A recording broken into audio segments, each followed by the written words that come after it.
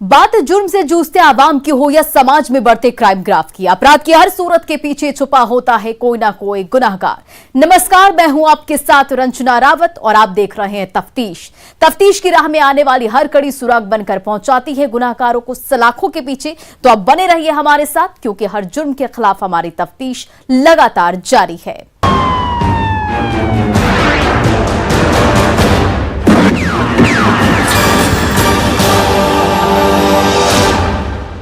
सासाराम में गुंडे इतने बेखौफ हो गए हैं कि अब खाकी को भी नहीं बख्श रहे हैं, खुली चुनौती दे रहे हैं, थानेदार पर गोली चला रहे हैं। सासाराम से आई ये रिपोर्ट देखिए। यहाँ बेखौफ है गुंडे बदमाश, नहीं है जिले में खाकी का खौफ। गश्त के दौरान थानेदार को मारी गोली।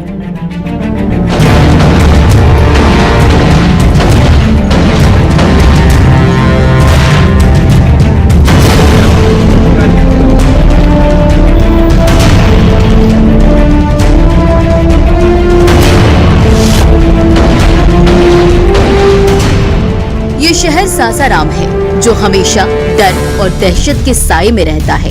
यहाँ रहने वाले लोग हमेशा सहमे रहते हैं, वो इसलिए कि कब कौन बेखौफ और बेलगाम बदमाश की गोली का शिकार हो जाए पता नहीं। आम लोग तो सहमे हैं, अब खाकीधारी भी खौफ में हैं, क्योंकि यहाँ गुंडे बदमाश बेखौफ हैं, जिसे रोकने में पुलिस नाकाम साबित हो रही है। ये हम नहीं कह रहे हैं, ये तस्वीरें उसकी तस्दीक कर रही है। यही दरिगांव थाना अध्यक्ष दिवाकर कुमार, जिन्हें अपराधियों ने छापेमारी के दौरान हथेली में गोली मारी है, जिसके बाद से पुलिस महकमे में खलबली मची हुई है। सासाराम में लगातार आपराधिक वारदात की घटनाएं हो रही है और अपराधियों के हौसले इतने बुलंद है कि थाना अध्यक्ष को गोली मार दी जाती है। दिवाकर कुमार जो दरिगांव थाना अध्यक्ष हैं, उनको यहीं पर गोली लगी है और उनको हाथ के हथेली में गोली लगी है। अभी वो ट्रामा सेंटर बनारस भेजा गया है, उनको फर्स्ट एड यहाँ करके सदर हॉस्पिटल से भेजा गया है। हाथ में थोड़ा सा स्टिच करने के लिए वहाँ पर भेजा गया है। कौन सी घटना है? आपराधिक वारदात था क्या? क्या था यहाँ? कुछ आपराधिक वगैरह था यहाँ? हाँ, आपराधिक वारदात ही थी। लूटपाट की सूचना थी कि किसी से लूटपाट कर रहा है, इसी पर आया था।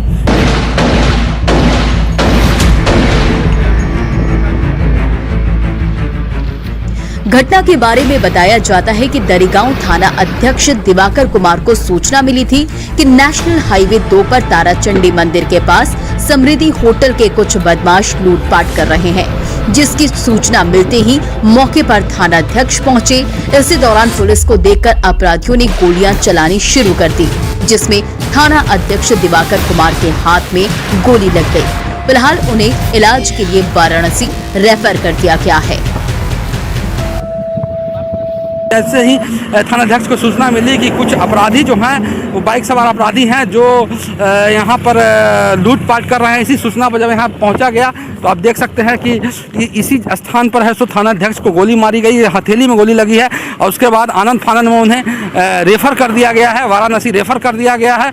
तो अपराधियों के हौसले बुलंद देखने को मिल रहे हैं और जिस तरह से यहाँ पर वारदात हुई है, अभी तक किसी की गिरफ्तारी नहीं हुई है। पुलिस ने मौके से एक बाइक बरामद किया है। अपाची मोटरसाइकिल भी मिली है अपराधियों की। कितने की संख्या अपराधी से कुछ पता चला है? 3 की संख्या में। कहाँ की घटना है ये? कहाँ है ये जगह? समृद्धि होटल बोलता है, दरिगांव थाना क्षेत्र में पड़ता है। घायल थाना अध्यक्ष को तत्काल इलाज के लिए सदर अस्पताल के ट्रॉमा सेंटर लाया गया, जहां से उन्हें बेहतर इलाज के लिए वाराणसी रेफर कर दिया गया है। बताया जाता है कि क्षेत्र में चोरी और लूट की घटनाओं पर अंकुश लगाने के लिए सभी थाना अध्यक्षों को अपने अपने क्षेत्र में गश्ती तेज करने का निर्देश दिया गया है। उसी रूटीन के तहत पुलिसकर्मी अपनी ड्यूटी पर थे, तभी ये घटना घटी। इसके बाद से इलाके में नाकाबंदी तेज कर अपराधियों की गिरफ्तारी के लिए छापेमारी तेज कर दी गई है। आसपास के सीसीटीवी कैमरे के फुटेज को भी खंगाला जा रहा है, लेकिन अफसोस कि अब तक पुलिस के हाथ खाली है। इन सबके बीच सवाल ये भी है कि क्या गश्त के दौरान थाना अध्यक्ष दिवाकर कुमार अकेले थे? गश्त पर साथ गए पुलिसकर्मी ने क्यों नहीं फायरिंग की? बाइक मौके पर छोड़कर बदमाश कैसे भाग निकले? क्या साथ गए जवानों की लापरवाही से ये घटना हुई है? क्या विभाग पूरे मामले की गंभीरता से जांच करेगा? ये वो तमाम सवाल हैं जिसे ध्यान में रखते हुए विभाग को मामले की जांच करने की जरूरत है, क्योंकि मामला पुलिस विभाग से जुड़ा है, मामला बेखौफ बदमाशों से जुड़ा है, मामला लापरवाह पुलिस जवानों से जुड़ा है।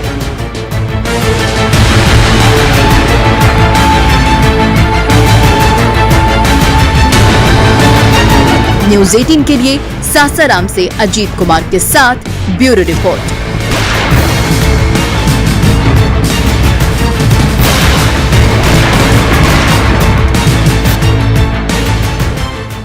29 जनवरी को गोपालगंज में हुए कांग्रेस कार्यकर्ता दिलीप कुमार श्रीवास्तव की अपहरण और हत्या की गुत्थी को पुलिस ने सुलझाते हुए 3 आरोपियों को गिरफ्तार कर लिया है, लेकिन मास्टरमाइंड अभी भी पुलिस की गिरफ्त से बाहर है। देखिए ये रिपोर्ट। दिलीप अपहरण हत्याकांड का खुला राज। 48 घंटे में पुलिस ने किया खुलासा। यथाशीघ्र आने वाले हत्या में शामिल 3 आरोपी गिरफ्तार।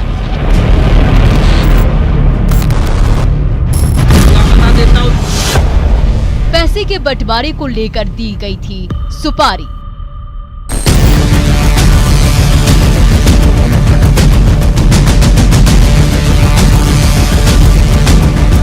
सर मार दिया सर, मार कर सर वो हमें 9,000 रुपये उधर से आने।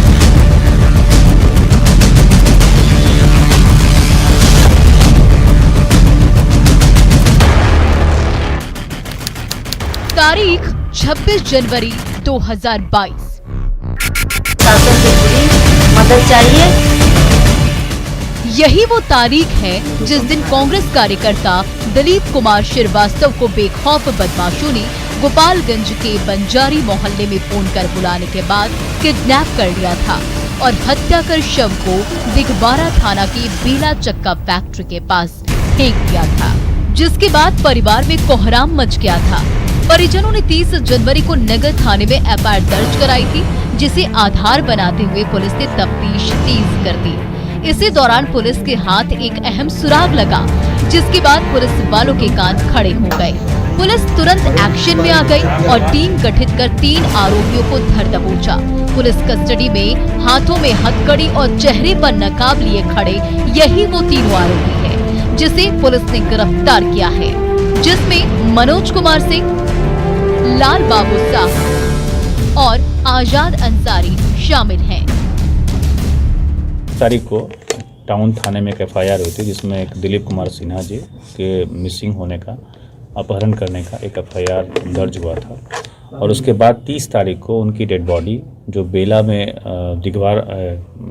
दरियापुर थाना है, वहाँ पे एक रेलवे ट्रैक के पास इनकी डेड बॉडी मिली।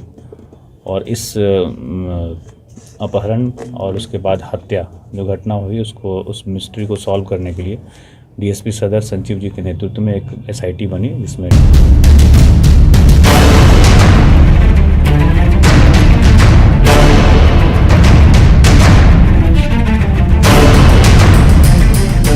पुलिस ने तीनों के पास से हत्या में इस्तेमाल स्कॉर्पियो गाड़ी, मोबाइल और गमछा बरामद किया है। पुलिस वालों के सामने टेबल पर रखा यही वो गमछा है जिससे अपराधियों ने हत्या की दिलीप श्रीवास्तव की। पुलिस ने जब तीनों से सख्ती से पूछताछ शुरू किया तो तीनों ने अपना जुर्म भी कबूल कर लिया और बताया कि 2 लाख रुपए में हत्या की सुपारी दी गई, जिसमें से एक अपराधी को सिर्फ 9,000 रुपए ही मिले थे। सुनिए। यहाँ से ऊपर जब हाईवे ओवरब्रिज पे चढ़े तो वहीं पे सर मार दिया सर, मार कर सर वो हमें 9,000 रुपये उधर से आने की सोच दिए। कहाँ ले आके हत्या की? गोपाली में सर पार करते हैं। 100 कहाँ फेंके? सर 100 पे कहीं पटना ला सर। कितने रुपए के लिए हत्या कर दी? सर 9,000 रुपये। सुपारी कौन दिया था? सर नाम तो सर नहीं जानते सर। किसके द्वारा कॉल किया गया था? सर वो मेरा ही मोबाइल से सर फ़ोन किए थे। इस व्यक्ति ने सुपारी दी, वो भी चाहिए। पुलिस ने सुपारी देने वाले की पहचान कर ली है और जल्द ही गिरफ्तारी का दावा भी कर रही है, लेकिन उसके नाम का खुलासा अभी नहीं किया गया है। वहीं पीड़ित परिवार उस व्यक्ति का नाम जानना चाहती है जिसने हत्या की सुपारी दी थी। कि मुझे प्रशासन से पूरी मदद चाहिए, मुझे उस तह तक जाके मुझे उस कातिल के नाम चाहिए। ये किसने करवाया है, कौन करवाया? ऐसा एक इंसान के साथ हुआ है, कभी भी किसी के साथ हो सकता है। अगर वो छुपा बैठा रहेगा तो कभी भी कहीं भी घात। कुछ जमीन बिकी थी और उसमें कुछ पैसे के बंटवारों को लेकर एक मामला था, जिसमें जिस व्यक्ति ने सुपारी दी वो भी चिन्हित हो चुका है। उसकी भी हम लोग गिरफ्तारी यथाशीघ्र आने वाले समय में करके और इस पूरे कांड में आरोप पत्र समर्पित करके और इसको स्पीडी ट्रायल हम लोग चलाएंगे ताकि जो भी इसमें शामिल थे उनको जल्द से जल्द सजा मिले। कितने की सुपारी दी गई थी? सुपारी अभी जो हम लोग पूछताछ में आया है 2 लाख रुपए की पूरी बात हुई थी और उसमें हम लोग को जो पैसे का जो ट्रांजैक्शन हुआ है उसके भी हम लोग को साक्ष्य मिले हैं और उसको भी हम लोग अंकित करेंगे। और पुलिस ने हत्याकांड का खुलासा तो कर लिया है, लेकिन हत्या के पीछे का मास्टरमाइंड अभी पुलिस की गिरफ्त से बाहर है, जिसे गिरफ्तार कर सलाखों में पहुंचाना पुलिस के लिए एक बड़ी चुनौती है। अब देखने वाली बात यह है कि पुलिस कब तक उसे गिरफ्तार कर जेल की सेल में पहुंचाती है और हत्या के पीछे के सच से रूबरू कराती है।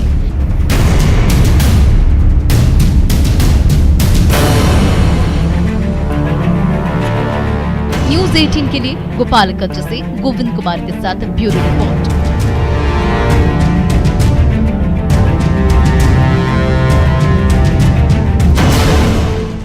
डकैत से साइबर अपराधी बना गिरिडीह का रामकिशन मंडल अब सीआईडी की गिरफ्त में है और इस पर एक फौजी से लाखों रुपए की ठगी का आरोप है।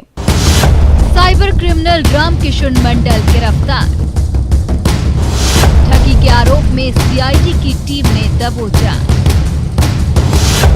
फौजी से लाखों रुपए ठगी का है आरोप।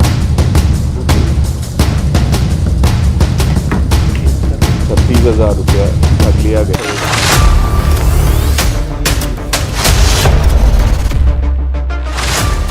हाथों में हथकड़ी और चेहरे पर मास्क लगाए सीआईडी की कस्टडी में खड़ा ये शख्स एक साइबर क्रिमिनल है, जो लोगों को सिर्फ एक फोन कॉल कर चूना लगाने का काम करता था और जाल में फंसते ही सेकंडों में आम से लेकर खास तक के अकाउंट को साफ कर देता था। इसने कुछ ऐसा ही खेल गिरिडीह में बैठकर अपने सहयोगियों के साथ मिलकर रांची के नामकुम के रहने वाले एक फौजी के साथ खेला था। स्टेट बैंक का कस्टमर केयर अधिकारी बनकर फौजी सुधीर कुमार को कॉल किया और योनो ऐप एक्टिव करने का झांसा दिया। जैसे ही फौजी ने ऐप डाउनलोड किया, वैसे ही मोबाइल पर एक ओटीपी आया।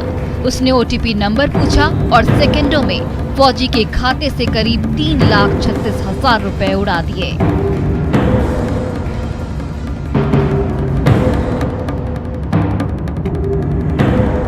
जब बैंक की ओर से डेबिट का फौजी के मोबाइल पर मैसेज आया तो होश ठिकाने आ गए। उसके बाद उसने थाने पहुंचकर एफआईआर दर्ज कराई, जिस पर कार्रवाई करते हुए सीआईडी ने गिरिडीह के रामकिशन मंडल को दबोच लिया। सुनिए कैसे इसने ठगी की थी।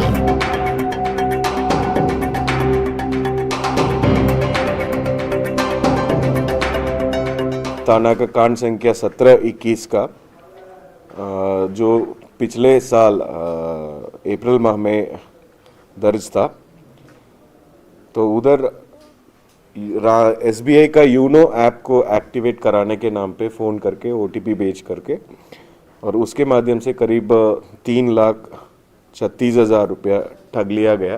तो उसका एक मुख्य आरोपी है रामकिशन मंडल, उसको हम लोग गिरिडीह से गिरफ्तार किए हैं।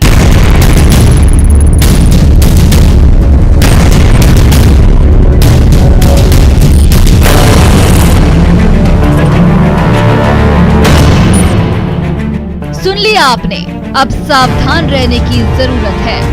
सीआईडी की टीम ने रामकिशन मंडल के पास से 2 chequebook, 3 passbook, 4 ATM card, 2 mobile, 1 pan card बरामद किया है। ये पहले डकैती का काम करता था। 2018 में जब ये जेल से बेल पर बाहर निकला तो इसने अपराध का सेफ जोन चुन लिया और पहुंच गया साइबर ठगी के ट्रेनिंग सेंटर पर।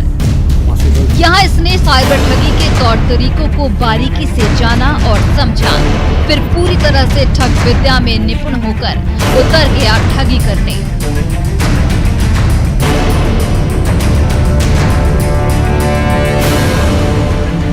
उसे लगा था कि वो इस धंधे में पुलिस की आंखों में धूल झोंक कर चूना लगाता रहेगा और कभी गिरफ्त में नहीं आएगा, और इसी सोच ने उसे फिर से उस जेल की सेल में पहुंचा दिया जहां से वो बेल पर निकला था। चेकबुक, पासबुक, एटीएम कार्ड्स वगैरह हम लोगों को मिला है। इसका आपराधिक इतिहास ऐसे रहा है कि पहले डकैती वाला मामला में जेल जाते थे और उधर से आने के बाद अभी जो है अपना मॉडस ऑपरेंडी चेंज करते हुए ये अभी साइबर क्राइम में बहुत दिनों से इन्वॉल्व है। तो इसका अन्य केसेस में जो जिनकी कांडों में साइबर क्राइम में इन्वॉल्व है, तो उस संबंध में हम लोग अभी वर्क कर रहे हैं कि बहुत जल्दी जो है वो कंप्लीट खुलासा हो जाएगा और इनको जो कानूनी प्रक्रिया अधीन जो भी कार्रवाई करना है।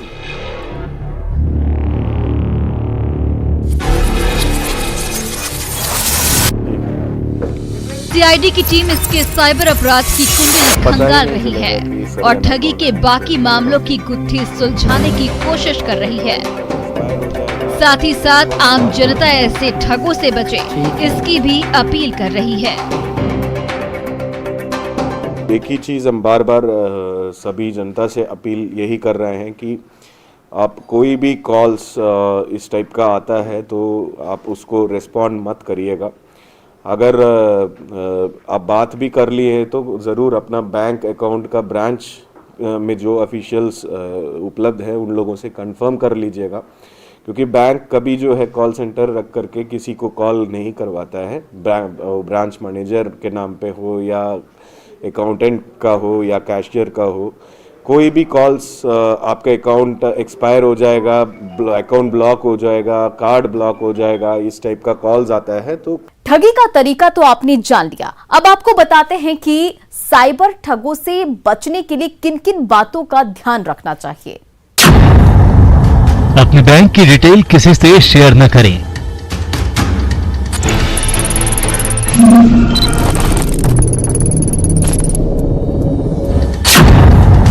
कोडेड मैसेज शेयर करने पर आप ठगी के शिकार हो सकते हैं।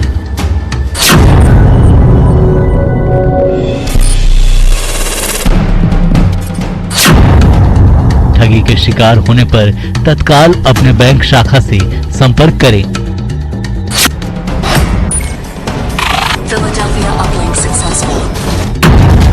फोन पर किसी को भी बैंक खाते, डेबिट या क्रेडिट कार्ड की डिटेल न दें। ठग बैंक कर्मी या कंपनी का अधिकारी बनकर फोन करते हैं, इससे बचें। फोन पर आए किसी लिंक पर क्लिक न करें और न ही कोई फॉर्म भरें। ओटीपी, यूपीआई पिन या एटीएम पिन किसी के साथ शेयर न करें। नौकरी, पॉलिसी बोनस, लॉटरी, सस्ता लोन वाले ऑफर से बचें।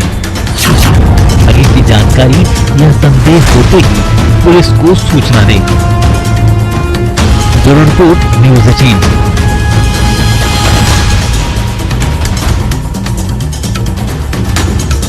अपराधी चाहे लाख शातिर हो, तफ्तीश की दिशा अगर सही है तो बच नहीं सकता कोई गुनाहगार सलाखों के पीछे जाने से। तो पुलिस चाहे सोई हो, मुजरिम चाहे कोई हो, आप बने रहे हमारे साथ, क्योंकि हर जुर्म के खिलाफ हमारी तफ्तीश लगातार जारी है।